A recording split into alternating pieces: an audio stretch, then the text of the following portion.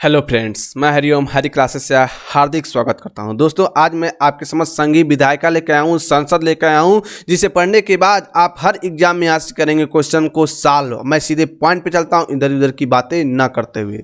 देखिए दोस्तों, संविधान के भाग 5 में अनुच्छेद 79 से लेकर अनुच्छेद 122 तक उपबंध किया गया है। यानी संसद के बारे में जो हमारा संविधान है कि हम जानते हैं कि हमारे संविधान में 22 भाग हैं। कितने भाग हैं?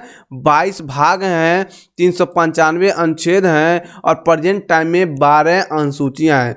उन्हीं 22 भागों में से जो 5वां भाग है उसमें ही संसद के बारे में अनुच्छेद 79 से लेकर अनुच्छेद 122 या 123, कभी कभी 122 दे देगा, कभी कभी 123 दे देगा, तो आप कंफ्यूज नहीं होंगे।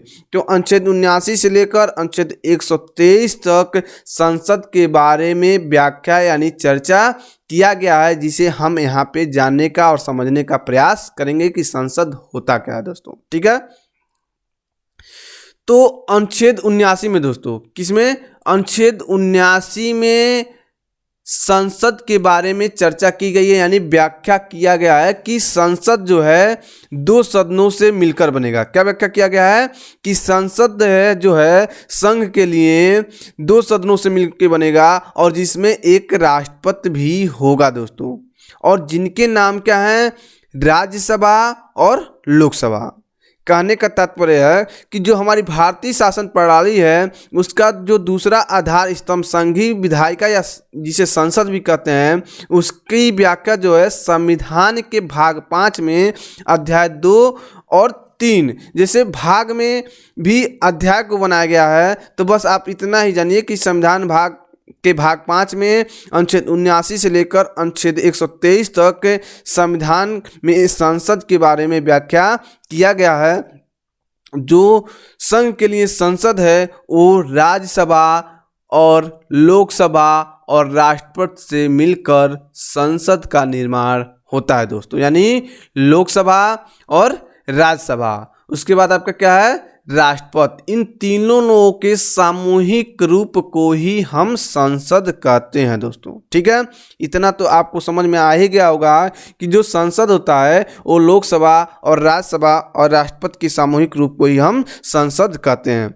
और संसद में 2 सदन होते हैं दोस्तों। संसद में 2 सदन होते हैं, एक लोकसभा होता है और दूसरा राज्यसभा होता है। ठीक है दोस्तों, तो लोकसभा को हम प्रथम सदन कहते हैं। क्या कहते हैं? प्रथम सदन कहते हैं, निम्न सदन कहते हैं, जनता का सदन कहते हैं। और राज्यसभा को द्वितीय सदन कहते हैं, उच्च सदन कहते हैं दोस्तों। अब क्यों कहते हैं इसे भी जानना हमारे लिए जरूरी है। ठीक है दोस्तों, क्यों कहते हैं? क्योंकि जो लोकसभा के सदस्य होते हैं वो जनता द्वारा प्रत्यक्ष रूप से चुने जाते हैं, इसलिए उन्हें जनता का सदन कहा जाता है, निम्न सदन कहा जाता है, प्रथम सदन कहा जाता है। और राज्यसभा को द्वितीय सदन या उच्च सदन इसलिए कहा जाता है क्योंकि राज्यसभा के सदस्य जो हैं जनता द्वारा प्रत्यक्ष रूप से नहीं चुने जाते हैं, बल्कि जनता द्वारा अप्रत्यक्ष रूप से चुने जाते हैं दोस्तों। ठीक है, तो इससे आपको समझ में आ गया होगा कि यदि एग्जाम में आता है क्वेश्चन कि राज्यसभा को कौन सा सदन कहते हैं, तो आप आसानी से क्वेश्चन को सॉल्व कर सकते हैं, द्वितीय सदन या उच्च सदन। ठीक है दोस्तों, जो राज्यसभा का द्वितीय सदन है इसमें राज्यों के सदस्य होते हैं दोस्तों, और ये सदस्य राज्यों और संघ राज्य क्षेत्रों का प्रतिनिधित्व करते हैं। और जो लोकसभा के सदस्य होते हैं वो क्या होते हैं? जनता द्वारा प्रत्यक्ष रूप से चुन के जाते हैं दोस्तों। ठीक है, तो इसके बारे में देखिए दोस्तों, लोकसभा और राज्यसभा के बारे में हम विस्तार से चर्चा करेंगे। बस यहाँ पे लोकसभा और राज्यसभा आ गया तो मैं यहाँ पे बताना जरूरी इतना समझाऊँ, आपको बता दिया हूँ। लेकिन इसके बाद जब आपको लोकसभा और राज्यसभा के बारे में मैं पढ़ाऊँगा तो इसके भी बारे में मैं विस्तार से चर्चा करूँगा दोस्तों। ठीक है, तो लोकसभा का गठन, तो लोकसभा का जो गठन है अनुच्छेद 81 में किया गया दोस्तों। किस अनुच्छेद में किया गया है? अनुच्छेद 81 में किया गया है दोस्तों। अगर संसद पूछता है कि संसद का गठन किस अनुच्छेद में किया गया है, तो संसद का गठन आप याद रखेंगे अनुच्छेद 79 में किया गया है और लोकसभा का पूछता है तो अनुच्छेद 80 में किया गया है, 81 में किया गया है। यदि राज्यसभा का पूछता है दोस्तों, यदि राज्यसभा पूछता है तो अनुच्छेद 81 में किया गया दोस्तों। तो आप ऐसे याद कर सकते हैं 79, 80 और 81, संसद, राज्यसभा और लोकसभा, इस प्रकार आप याद कर सकते हैं दोस्तों। जब हमारा मूल संविधान बना था, यानी जब हमारा संविधान जब बन के तैयार हुआ था 26 नवंबर 1949 ईस्वी को, तो उस समय मूल संविधान में लोकसभा के सदस्यों की जो संख्या थी दोस्तों 500 थी। कितनी थी? 500 थी। लेकिन आज प्रेजेंट टाइम में हमारे जो लोकसभा है उसमें सदस्यों की जो संख्या है 545 हैं। कितने हैं? 545 हैं। इसे हम समझने का प्रयास करते हैं दोस्तों कि जब हमारा मूल संविधान यानी 26 नवंबर 1949 ईस्वी को बना था तो इसमें सदस्यों की संख्या 500 थी। लेकिन 7वां संविधान संशोधन जब हुआ तो उसमें सदस्यों की संख्या को क्या किया गया? वृद्धि किया गया। और वृद्धि करने के बाद फिर 31वां संविधान संशोधन दोस्तों, फिर 31वां संविधान संशोधन 1974 ईस्वी में 525 से बढ़ाकर कितना कर दिया गया? 545 कर दिया गया दोस्तों। यानी कहने का तात्पर्य है कि जब हमारा संविधान बना था तो उस समय 500 सदस्य थे, लेकिन 7वां संविधान संशोधन में इन सदस्यों की संख्या बढ़ा के 525 कर दी गई दोस्तों। और 31वां संविधान संशोधन 1974 जब हुआ तो सदस्यों की संख्या 525 से बढ़ाकर 545 कर दिया गया दोस्तों। कितना कर दिया गया? 545 कर दिया गया। इस प्रकार आप समझ सकते हैं कि किस प्रकार से लोकसभा के सदस्यों की संख्या में वृद्धि हुई है दोस्तों। ठीक है, लेकिन कभी कभी आपके एग्जाम में पूछ देता है क्वेश्चन कि किस अधिनियम के द्वारा लोकसभा के सदस्यों की संख्या 552 की गई। तो गोवा दमन दीव और पुनर्गठन अधिनियम, गोवा दमन और द्वीप पुनर्गठन अधिनियम 1987 के द्वारा, किसके द्वारा? 1987 के द्वारा लोकसभा के जो अधिकतम सदस्यों की संख्या थी वो 552 कर दी गई। यानी 552 हो सकती है दोस्तों। कितना हो सकता है? 552 हो सकता है दोस्तों। ठीक है, इस प्रकार हमारे संविधान में प्रेजेंट टाइम में लोकसभा के सदस्यों की संख्या 545 है, लेकिन लोकसभा की अधिकतम सदस्य संख्या 552 हो सकती है दोस्तों। ठीक है, और ये 84 संविधान संशोधन द्वारा 2026 तक क्या कर दिया गया है? यथावत कर दिया गया है। यानी 2026 तक लोकसभा के सदस्यों की संख्या 552 से अधिक नहीं हो सकती, ये 552 ही रहेंगी।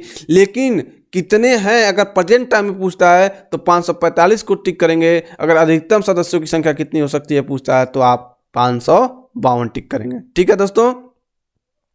अब दोस्तों देखिए 552 सदस्यों में से कितने सदस्य राज्य के निर्वाचन क्षेत्रों का निर्वहन करते हैं, कितने सदस्य जो संघीय क्षेत्रों का निर्वहन करते हैं, उसके बारे में हम यहाँ पे समझने का प्रयास करेंगे दोस्तों। तो आप जानते हैं कि 552 तो अधिकतम हो सकते हैं, लेकिन है कितने? 545। कितने हैं दोस्तों? 545 सदस्य। तो 545 सदस्य में से जो 530 सदस्य हैं दोस्तों, कितने? 530 सदस्य हैं, वो राज्यों के निर्वाचन क्षेत्रों से निर्वाचित होकर आते हैं। कहाँ से आते हैं? राज्यों के निर्वाचन क्षेत्रों से निर्वाचित होकर आते हैं। और जो 13 सदस्य हैं वो संघीय क्षेत्रों से, यानी केंद्र शासित जो क्षेत्र है वहाँ से 13 सदस्य निर्वाचित होकर आते हैं। तो यहाँ पे आप ध्यान दीजिएगा कि 530 सदस्य पूछता है तो आप राज्यों के निर्वाचित क्षेत्रों को बताएंगे, और 13 सदस्य पूछता है तो आप केंद्र शासित प्रदेश यानी संघीय क्षेत्रों को बताएंगे। और इस प्रकार कितने हो गए? 530 और 513 आपके हो गए कितने? 543। कितने हो गए दोस्तों? 543 और प्लस ये दो जो होते हैं, दो सदस्य, वो आंग्ल भारतीय वर्ग जो होते हैं, तो उनके सदस्यों को, उन वर्ग से संबंधित दो सदस्यों को राष्ट्रपति क्या करता है? अनुच्छेद 331 के तहत मनोनीत करता है दोस्तों। यहाँ पे आप ध्यान देंगे एग्जाम में कई बार क्वेश्चन बना हुआ है कि किस अनुच्छेद के तहत राष्ट्रपति लोकसभा में दो सदस्यों को मनोनीत करता है। जो अनुच्छेद 331 के अंतर्गत लोकसभा में राष्ट्रपति आंग्ल भारतीय के जो सदस्य होते हैं उनसे सम्मानित होते हैं, उन्हें राष्ट्रपति मनोनीत करता है 331 के तहत। ठीक है दोस्तों, तो हम आगे चलते हैं।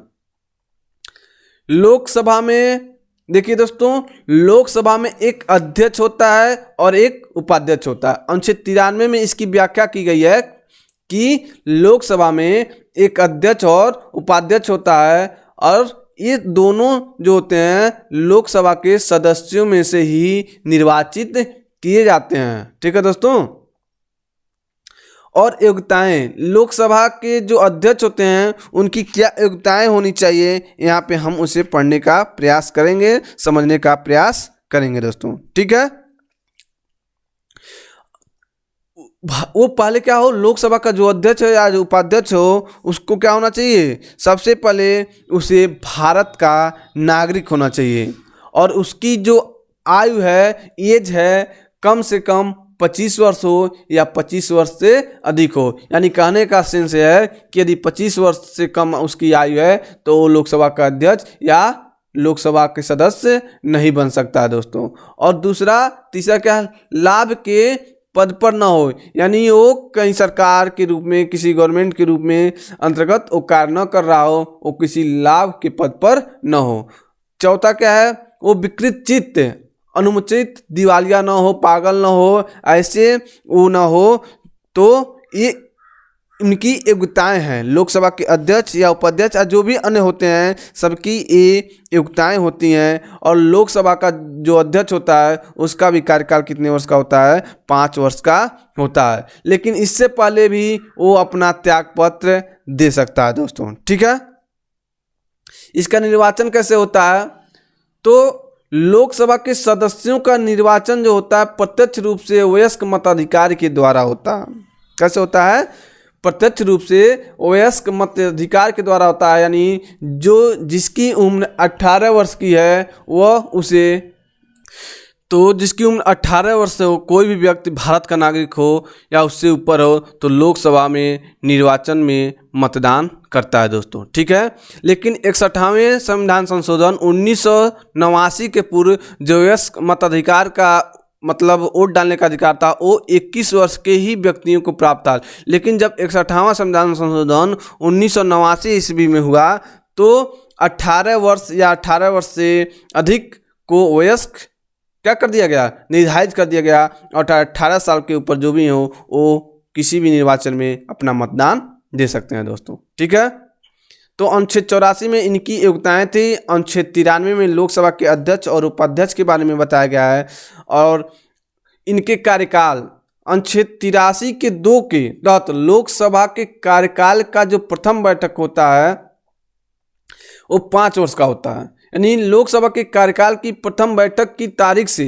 5 वर्ष का होता है और 5 वर्ष बाद ये भंग हो जाता है। लेकिन 5 वर्ष के पूर्व भी दोस्तों, 5 वर्ष के पूर्व भी प्रधानमंत्री के परामर्श के द्वारा राष्ट्रपति द्वारा भंग किया जा सकता है। यानी कहने का तात्पर्य है कि 5 वर्ष का तो कार्यकाल होता है संसद का या लोकसभा का, लेकिन यदि जो राष्ट्रपति है अगर प्रधानमंत्री कहता है कि प्रधानमंत्री परामर्श करता है तो राष्ट्रपति द्वारा उसे 5 वर्ष के पूर्व भी भंग किया जा सकता है। ठीक है दोस्तों, लेकिन यदि आपात की स्थिति बनती है, आपातकाल की स्थिति, तो संसद कानून द्वारा बना के 1 वर्ष में उसे 1 बार बढ़ाया जा सकता है दोस्तों। कितनी बार? 1 बार में 1 ही बार बढ़ाया जा सकता है कभी आपातकाल की स्थिति बनती है तो दोस्तों। ठीक है, जैसे दूसरी जब आपातकाल की घोषणा की गई थी तो उस समय जो 5वीं लोकसभा का कार्यकाल था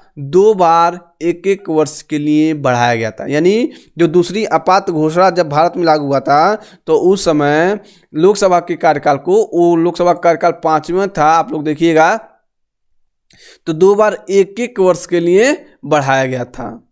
लेकिन संकट काल की घोषणा की समाप्ति के बाद जो आपातकाल लागू हुआ रहेगा तो उस संकट काल की स्थिति जब समाप्त की घोषणा हो जाएगी, यानी समाप्त हो जाएगी, उसके पश्चात 6 माह से अधिक बढ़ाई गई अवधि होगी वो प्रवृत्ति में नहीं रहेगी, यानी उसे मान्य नहीं जाएगा, रद्द हो जाएगा। कहने का तात्पर्य है कि जब संकट काल की घोषणा की जाएगी उसकी समाप्ति के पश्चात 6 माह से अधिक, अगर 1 साल के लिए भी बढ़ा दिया गया है तो 6 माह से अधिक नहीं रहेगा, उसे रद्द कर दिया जाएगा, उसे समाप्त कर दिया जाएगा दोस्तों। ठीक है।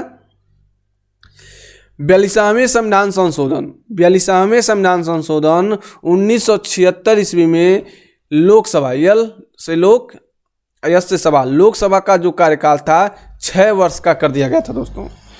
जो 42वें संविधान संशोधन 1976 में लोकसभा का कार्यकाल था उसे 6 वर्ष के लिए कर दिया गया था, और 44वें संविधान संशोधन 1978 ईस्वी में पुनः उसे कितने वर्ष कर दिया गया, 5 वर्ष कर दिया गया था दोस्तों। तो आप यहाँ पे ध्यान देंगे दोस्तों। ठीक है।